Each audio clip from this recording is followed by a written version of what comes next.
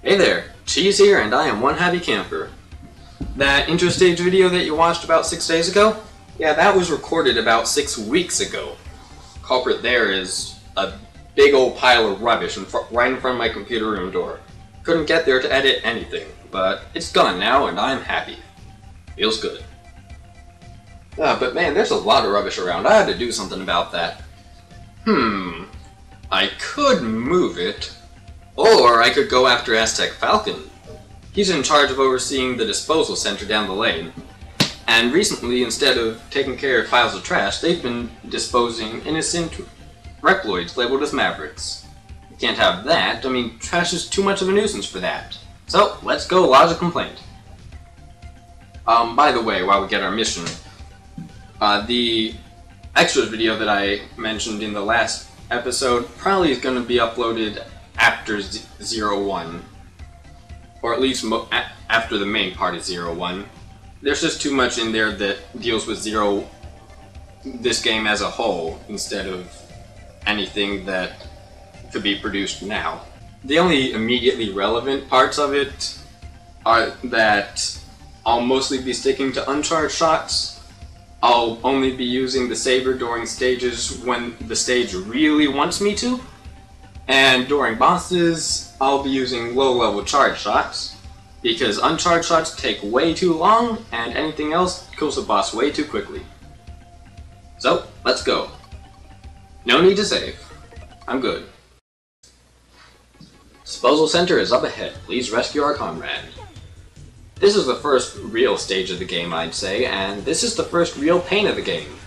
These are spikings. Spiny little, durable little wheels that barrel on screen. They don't look it, but they are a real pain. You can affect their momentum by shooting them, and they also speed up or slow down based on the slope of the terrain, so if you don't stop moving forward, or if you don't stop shooting, they'll hit you about that quickly.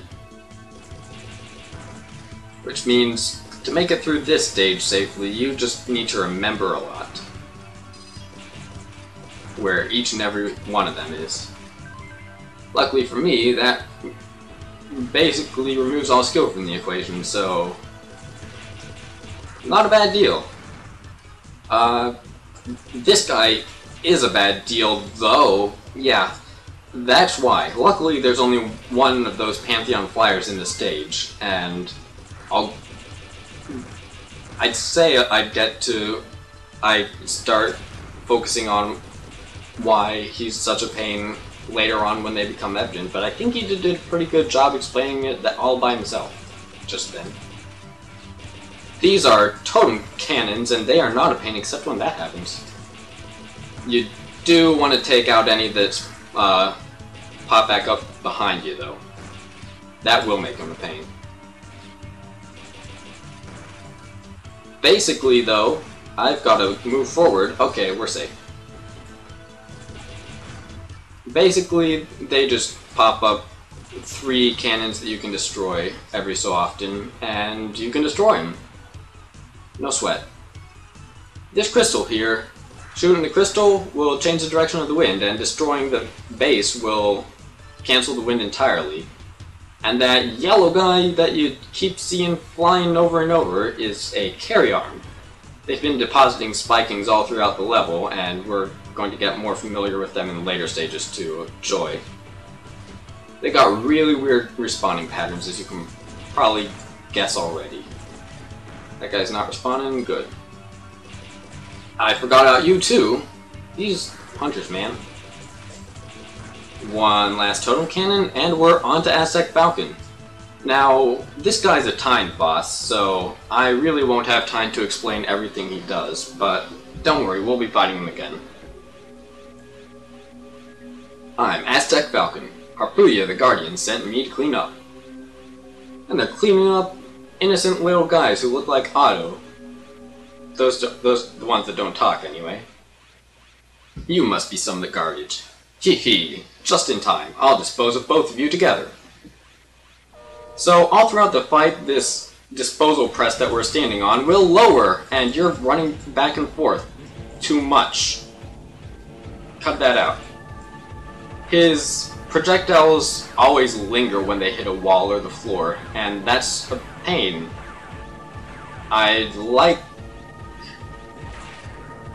This attack is also a pain because you have to pay close attention to the bottom of the screen to know what he is doing next. If he is running towards your wall, you don't want to grab back onto it. If he is shooting, then you do want to grab back onto it. You kind of see what I mean there. And he's not giving me a good chance to get down there and attack him. Whoa, that was too close. I'm gonna have to duck down there in the middle of.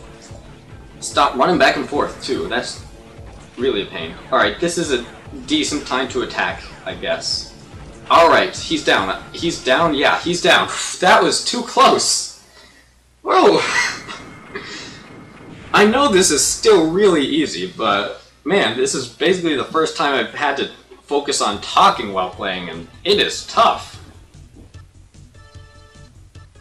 Ha ha ha. Says this guy. He's still in shock. Doesn't know how to speak. Thank you for your cooperation, Zero. That is the Thunder Chip, I presume. CL, how do you see that? You must get it before you can return to the base. Well, I don't think you have to. Oh, I guess you do. So, we got the Thunder Chip. While the Zero games don't really follow the Mega Man and Mega Man X's formula of getting weapons from bosses that closely, at least not 0-1, you do get some things. There are a couple weapons you can gain, and there are 3 chips: Thunder, Fire, and Ice. 3 select bosses throughout the game will drop them, and collecting any of them and equipping any of them will let you kind of attach that element's attribute to your highest level charge. Anything. Charge Buster, Charge Saber, anything. Quite useful against anything weak to it, but that's beside the point. Let's get back to the base. And we're still at we're still at an A rank. That's pretty good. Only got points docked for clear time as usual. Clear time and enemies are really the only thing that I'm getting points docked from. Everything else based on my rules, I'm guaranteed to get maximum points. I thought Red Blade Centers destroyed, innocent Red Blades will be safe for a while, and that's pretty darn good. And so now, instead of well, we get the escape unit, which is mostly like the escape thing in. It's actually nothing like the escape thing in the Classic and X series, because what it lets you do is not escape from stages but missions, and if you do that you'll fail the mission and be unable to try again. Yeah, so kinda don't do that.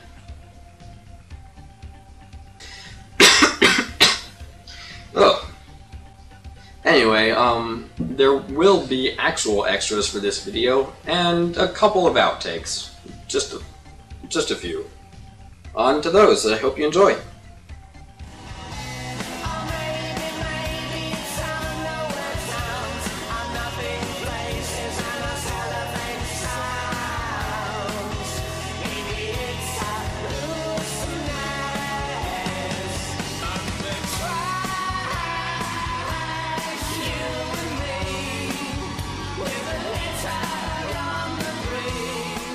Welcome to the extras. There generally won't be extras in these videos, or for this series, but this time there will be, because Aztec Falcon's time limit means I couldn't explain all the attacks he does, and because of the specific amount of the time limit, it also means that he's just barely possible using uncharged shots, so I'm going to show that off. And I'm also not going to talk during it, I'm going to focus during it and talk later. So, let's get right on that. Post-production cheese, you ready? Ready as I'll ever be. Alright, let's go. Alright, so Aztec Falcon has quite a few moves at his disposal. The only one we covered during the actual run was sending shocks up the wall. He also has that. He can also latch onto the wall and fire a triple shot of electric lance harpoon things, which is never a problem to dodge, and this attack where he fires 4 harpoons straight across in a row, alternating between up and down. You gotta stand under the high ones and jump over the low ones. And you have to... It's better to dodge this by hanging onto the wall, but if you want to only use uncharged shots, you need to put yourself in harm's way for that. Which is why I'm taking damage, because for whatever reason I keep wanting to jump over the tall ones and stand under the low ones. And that doesn't work. It's also... He'll do that up to twice in a row before inevitably rushing across, which is kind of more threatening than you'd think, because with those lances lingering where you need to get on the wall, you really can't get on the wall safely, and so you just need to jump over him from level ground, and that's... well, it at least takes more practice than it seems. It's harder than it sounds. There's one extra attack that... Well, I sure messed up at the end, but man... Yeah, you pretty much did. One attack... That wasn't too hard, that was like my second try. That's because he didn't use the attack that just wastes a bunch of time. You'll only see it in the outtakes, but... Guess it's not actually as close as I thought it was, unless he uses that stupid magnet attack. Oh, whatever, I'm out. Which wastes like 5 seconds right there and then. Anyway, that's the extras. Just something neat to show, and a better explanation of the boss's attack, since he didn't really let me explain during the run. On to the outtakes, however few there are. Enjoy! Every so often, those yellow carry arms will fly by and drop them at... Well, I can tell who's giving me problems already. So, throughout the entire fight, this trash compactor that we're standing on will be lowering... you're murdering me. Wow, this is supposed to be practice for a perfect run, not a survival. Oh, by the way, that was his magnet attack. He'll use it again. When his arm is open like that, like this, you can't fire through it. It just wastes time. We'll need to get used to them, and that one keeps flying. That's hilarious.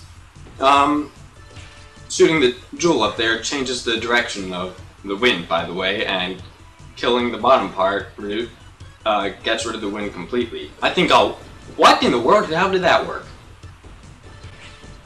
I mean, I know that can happen, but weren't you already flying upwards? Like, goodness, man, you don't make sense.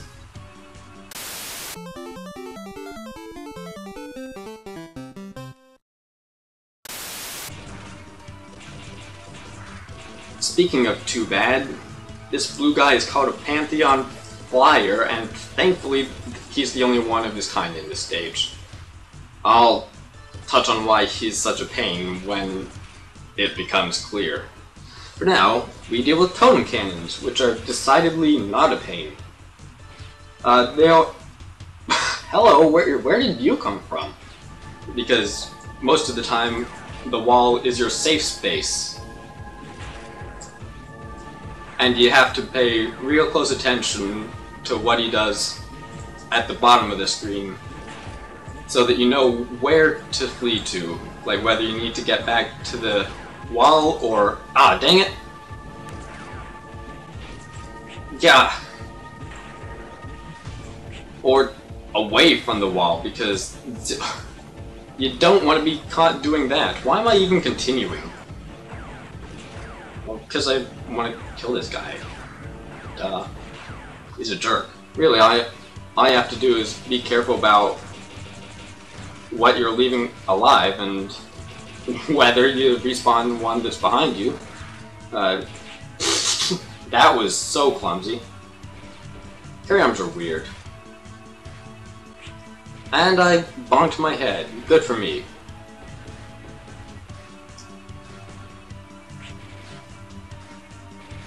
So long, camera. Aw. All we have to deal with are totem cannons. Uh-oh. They will be a pain if you have two of them penning you in. However, if you're far enough... Oh, I dropped that on me. That was stupid. I call that the first real pest of the game. It's a...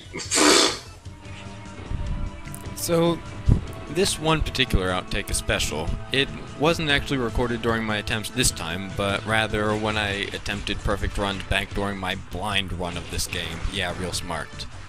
What makes it worth dredging back up, though, is that right there that I picked up was the Zero Series version of a 1-up. If any of you aren't aware, there's sort of a running gag with Raw Mithril and Kevil's Perfect Run series that anytime a 1-up appears, it usually means something bad's about to happen, to the point where the 1-ups themselves are cursed. Personally, I didn't really put any stock in that, but I have to admit, I've played this stage hundreds of times, and this is the only time I've ever had something happen like this.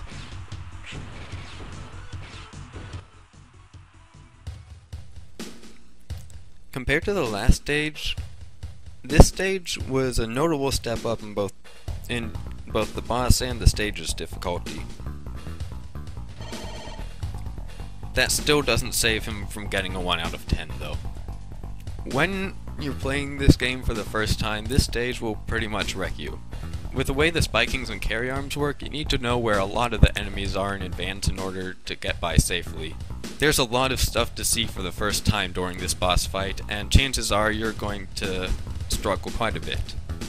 After playing through the entire series, this guy is a joke. It doesn't matter how many attacks he has when only one of them is vaguely threatening, and even the time limit doesn't serve much purpose as long as you're using at least semi-charged shots or the Z-Saber. You, should have time to spare. It goes without saying that once you know where to stop and shoot to keep the spikings from crashing into you, there's hardly any part of the stage that's a problem.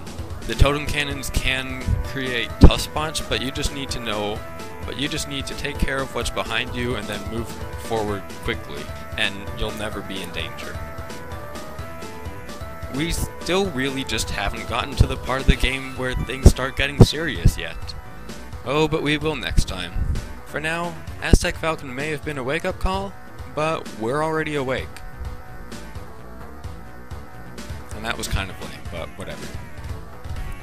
Anyway, I hope you enjoyed. Thank you for watching. Until next time, this has been Cheese. See you later.